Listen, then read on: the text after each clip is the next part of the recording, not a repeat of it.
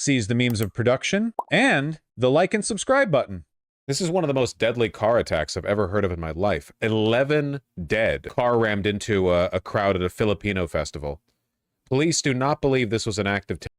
Really? Really? There's no evidence of that? I mean, 11 people, you have to try to kill 11 people. And it's a Filipino festival, just like it just happened? I mean, I don't know. We're devastated by what's happened.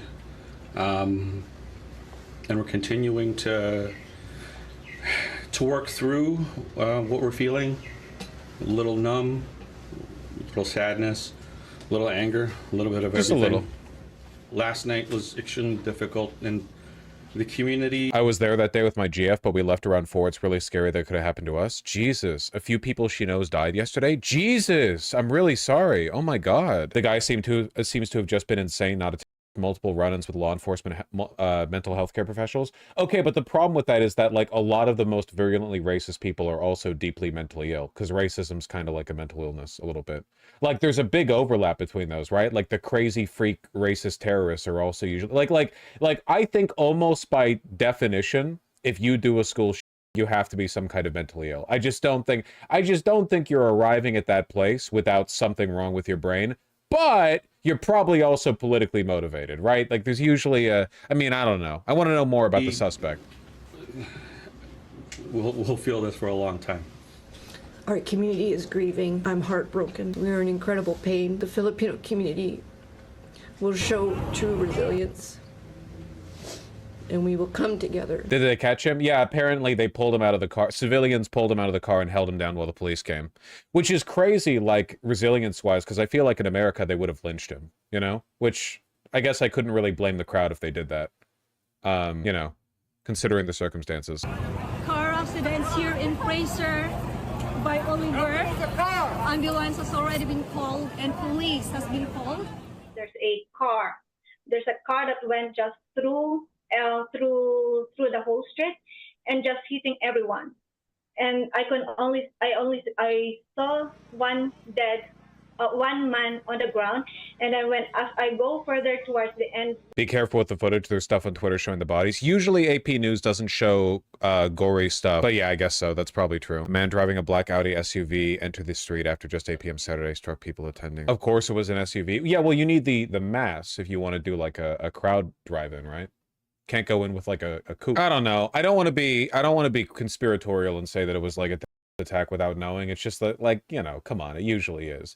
Do you remember the last time there was a big like crowd drive-in in Germany, and then everyone was like, okay, I bet it's a crazy Muslim, and then it turns out it wasn't Arab, but it was an ex-Muslim who was angry at white people for letting Muslims in. It was an anti-Christian attack done by an Arab, by an Islamophobic Arab who was mad at the white Christians for letting Muslims into the country.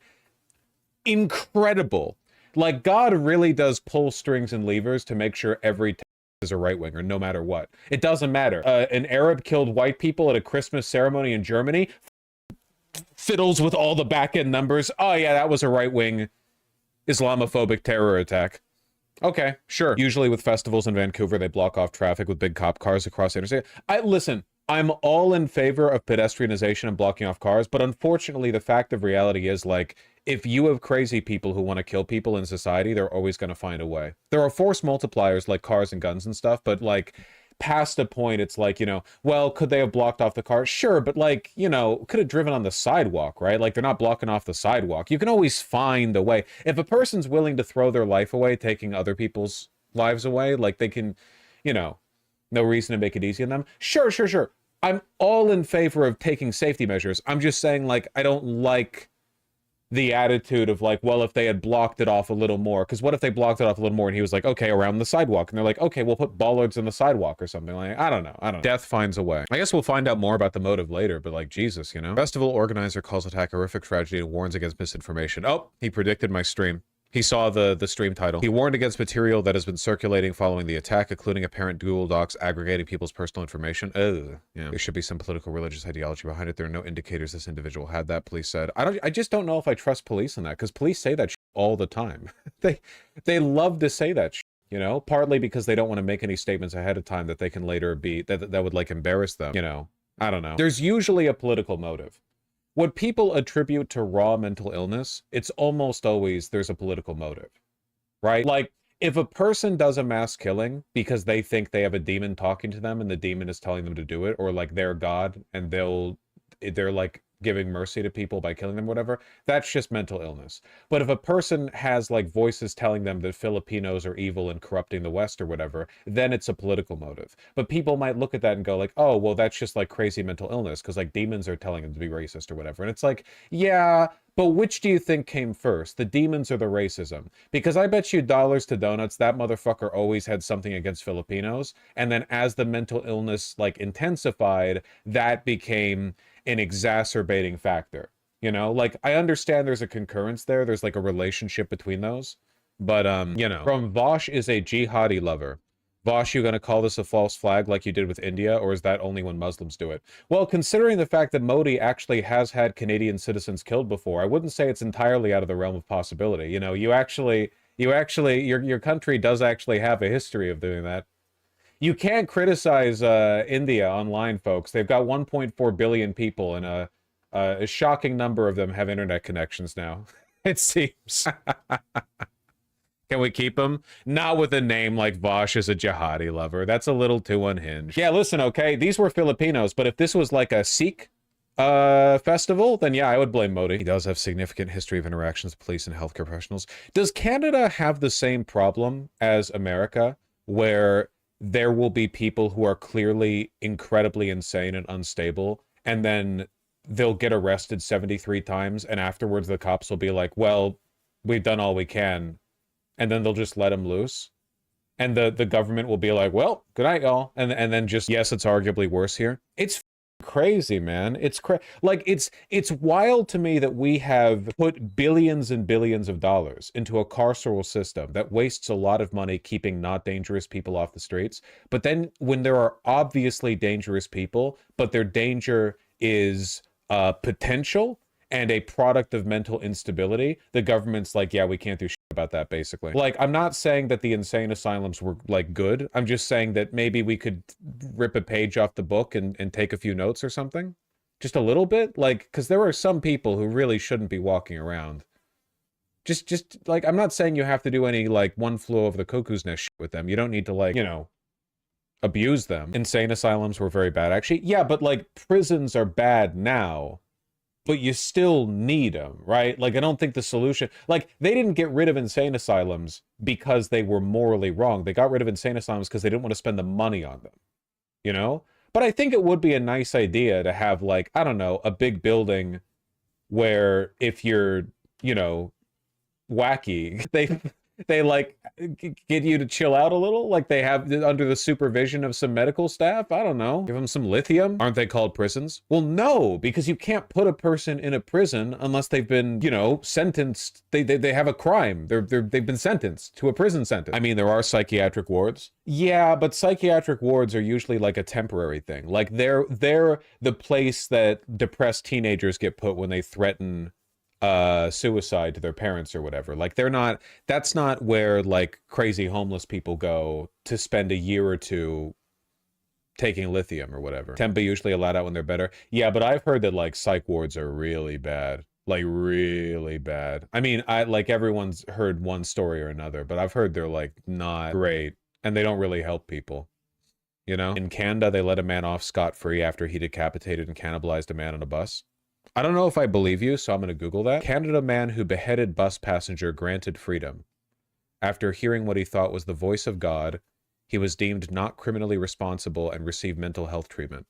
A review board in Manitoba ordered his discharge without monitoring, saying he did not pose a significant threat. The mother of the victim, who had opposed granting Mr. Baker freedom, said she had no words following the decision on Friday. I have no comment today, Carol Dideli wrote on Facebook. Yeah? Well, how long ago did it happen? The attack was in 2008, and the release was 2017. Okay, you know what? It's actually possible that within 9 years of extensive psychiatric and professional treatment, you might be able to reasonably determine that a person is no longer a threat. okay, my impression, just like speed reading the title, was that it was like a you know, right after the crime was committed kind of thing. But after 9 years of being kept in, you know, okay. I mean, that's still pretty crazy, but you know, it can happen, right? He spent 7 years in treatment in a secure wing of a psychiatric hospital. See, he was allowed to be in a psychiatric hospital because he had committed a crime.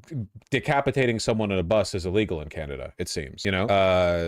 But if you haven't committed a crime, but you're still obviously like not well, the state can't really do anything, you know? He also said he was really sorry for what he'd done. Yeah, I mean, I don't know. It kind of seems to me like this is a good case, isn't it? Like, assuming that the review board was correct in their assertion, you know, he committed a horrific crime, received 9 years of medical treatment, and then, you know, I don't know. I'd like to believe it's possible for people to go wacky mode and then feel better, but he should still be monitored. No, well, it's been monitored for 9 years. I guess it just depends on the weight of the evidence. Listen, most people who randomly decapitate somebody on a bus are probably not going to be released with no monitoring after 9 years in a psychiatric ward, right?